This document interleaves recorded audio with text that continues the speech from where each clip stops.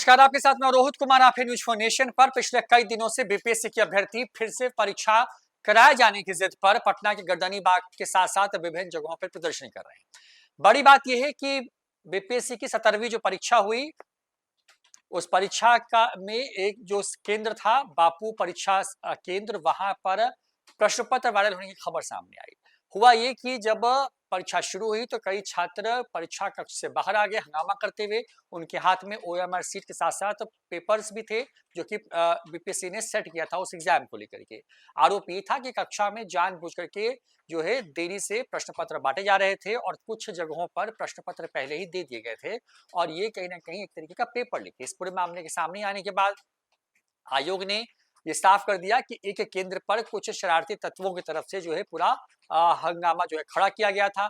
ये कहा गया उस पूरे प्रेस कॉन्फ्रेंस में कि कोई प्रश्न पत्र लीक नहीं हुआ है और सिर्फ एक केंद्र जहां पर पूरा बवाल हुआ था वहां पर रिपोर्ट के बाद उस केंद्र की परीक्षा को रद्द कर दिया गया, जहां पे करीब करीब 10,500 अभ्यर्थियों ने परीक्षा दी थी। यानी कि अब वो अभ्यर्थी नए तरीके से परीक्षा देंगे, उसकी तारीख भी सामने आ गई है। लेकिन बीपीएससी के अभ्यर्थी लगातार जो है इस मांग को कर रहे हैं कि क्योंकि एक केंद्र पर आयोग की लापरवाही की वजह से परीक्षा को रद्द करना पड़ा है, लिहाजा पूरे बिहार की परीक्षा को रद्द किया, जिसमें करीब करीब 4.5 लाख अभ्यर्थियों ने परीक्षा दी।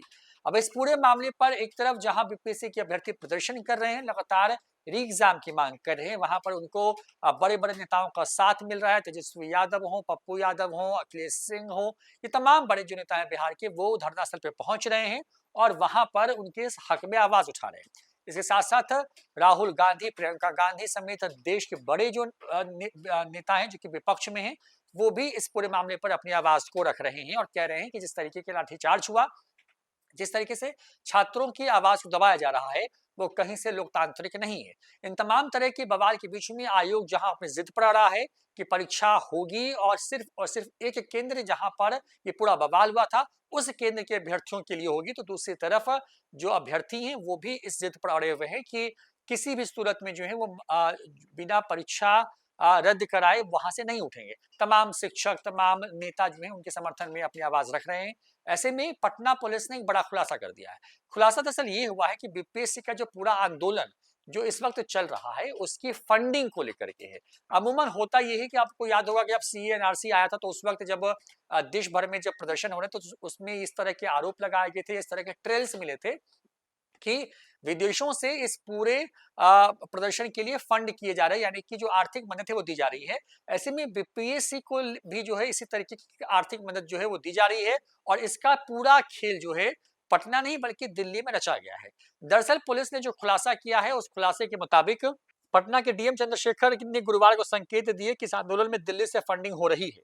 दरअसल पुलिस ने बुधवार को बीपीएससी कार्यालय के बाहर हुए बवाल के कथित मास्टरमाइंड को पकड़ा। पुलिस के अनुसार पकड़े गए शख्स का नाम रोहित कुमार है, वो एक कोचिंग शिक्षक है। डीएम चंद्रशेखर के मुताबिक शुरुआती जांच में पता चलता है कि रोहित कुमार नाम के एक शिक्षक ने अभ्यर्थियों को भड़काकर उन्हें संगठित किया और फिर वो बीपीएससी कार्यालय का घेराव करने पहुंचे। बता दें कि बुधवार को बीपीएससी कार्यालय के बाहर आंदोलनरत छात्र छात्राओं पर पुलिस ने लाठीचार्ज किया। इस पर राजनीति का पारा गरमाया हुआ है। आरजेडी, कांग्रेस समेत तमाम पार्टियों के नेताओं ने अभ्यर्थियों के समर्थन में आकर के लाठीचार्ज की निंदा की है। पटना के एसएसपी के भी अनुसार जो है बुधवार को हंगामे की शुरुआती जांच में ये सामने आया है कि आरोपी रोहित कुमार ने अभ्यर्थियों को भड़काया। रोहित दिल्ली से कुछ अन्य साथियों के साथ हाल में पटना आया था, उसके साथ कुछ लड़कियां भी हैं। ये सभी खुद को बीपीएससी अभ्यर्थी बताकर के प्रदर्शन कर रहे थे।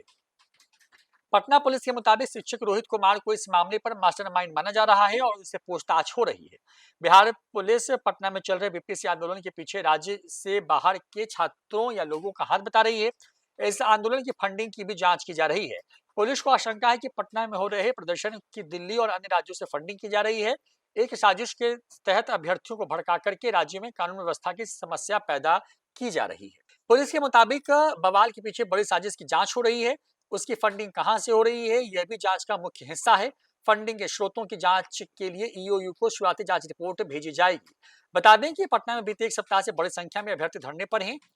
वो 13 दिसंबर को हुई बीपीएससी की 17वीं प्रीलिम्स परीक्षा को रद्द करके इसे पुनः आयोजित करने की मांग कर रहे हैं।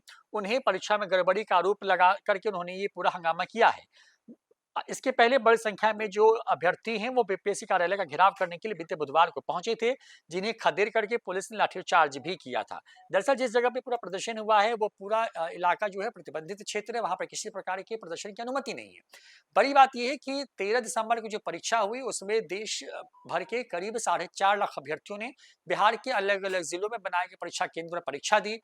दोपहर बाद जो है ये पूरी परीक्षा जो है हुई। इसके पहले नॉर्मलाइजेशन के मुद्दे पर बिहार में खूब हंगामा हुआ।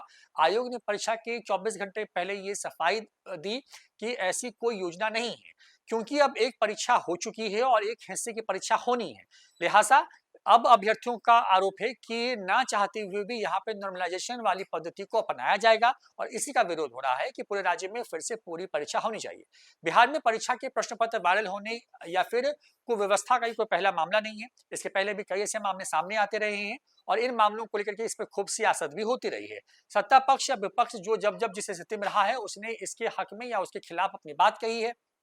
अब क्योंकि बीपीएससी की 17वीं जो पीटी की परीक्षा थी, उस परीक्षा के बापू परीक्षा केंद्र पर बवाल के बाद उस केंद्र की परीक्षा रद्द की गई, जहां 10,500 करीब अभ्यर्थी थे। उन अभ्यर्थियों को दोबारा परीक्षा देनी होगी। ऐसे में इसी का विरोध हो रहा है और अब इस विरोध के तार जो हैं दिल्ली और दूसरे राज्यों से जुड़ते जा रहे हैं। ऐसी खबरें सामने आ रही हैं कि जिस रोहित कुमार को पुलिस ने बुधवार देर रात जो है गर्दनीबाग से डिटेन किया, गिरफ्तार किया, उसकी शुरुआती जांच के बाद इस बात के सबूत मिल रहे हैं कि दिल्ली और दूसरे राज्यों से फंडिंग के सहारे बिहार में लॉ एंड ऑर्डर की स्थिति को भड़काया जा रहा है। एक ऐसा माहौल बनाया जा रहा है जबकि सरकार के खिलाफ जाए। दरअसल अब करीब 10 महीने बाद बिहार में विधानसभा के चुनाव होने हैं। तेजस्वी यादव और मुख्य विपक्षी दल आरजेडी और कांग्रेस जो है परीक्षा के प्रश्न पत्र के वायरल होने को व्यवस्था को लेकर के लगातार सरकार पर हमलावर रही है और जाहिर तौर पर वो अपने अपने हिसाब से इस पूरे मामले को भुनाने की कोशिश कर रहे हैं। ऐसे में बीपीएससी अभ्यर्थी अपनी जिद पर अड़े हैं, तो आयोग ने भी साफ कर दिया है कि दोबारा से एक केंद्र की परीक्षा जो रद्द हुई है वो परीक्षा निर्धारित तारीख को होगी। और इसके बीच में अब एक नया एंगल सामने आया है कि इस पूरे आंदोलन के पीछे दिल्ली की फंडिंग का इस्तेमाल हो रहा है। इसमें रोहित कुमार नाम के एक शख्स को गिरफ्तार भी किया गया। फिलहाल इतना ही, देखते रहिए न्यूज़4नेशन। नमस्कार।